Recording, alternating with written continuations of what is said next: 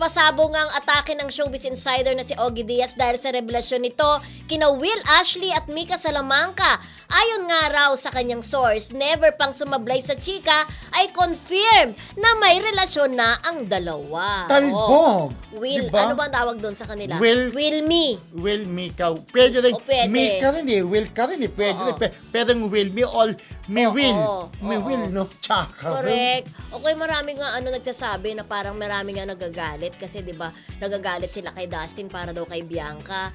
Tapos pinagtatanggol daw nila si Will na si Will naman daw pala ay may lihim na pagtatangi kay Mika. May mga nagagalit din Kuya Romel kay Mika na sinasabi pabunso-bunso pa raw ang tawag niya kay Kasi 'di ba sa pamilya de Guzman kung saan para silang magkakapatid at nanay nila si Clarice de Guzman, Kuya Romel ay andyan si Esnir, andyan si Shuvi, andyan si Will nga, tsaka si Mika. Sabi nila pabunso-punso pa daw, meron naman daw palang something sa kanilang dalawa. Pero parang mas Pero may how reliable daw ang source, di ba? Pero hindi naman sa pag-ano po kasi di ba si Ogie Diaz naman alam natin kung Pero gaano doon siya. sa video na pinapakita, parang kilig na kilig sila sa isa't isa, ha? Tapos yung nagsama sila, meron silang picture together, yung nag-out of town sila, di ba? Out of the country. Out of the country, rather.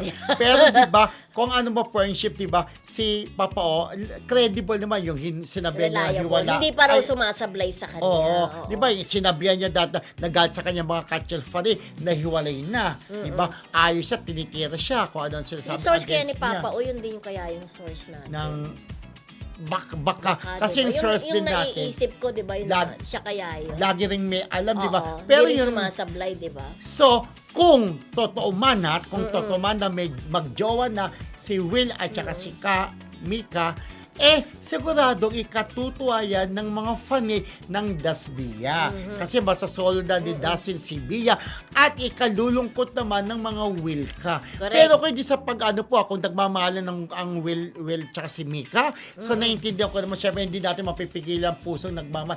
Pero malulungkot din ako sa mga fan ng Wilka, di ba? Oo, bukas may debate tayo, di ba, tungkol sa Dasbia at saka Yes. Wilka, kaya abangan nyo po.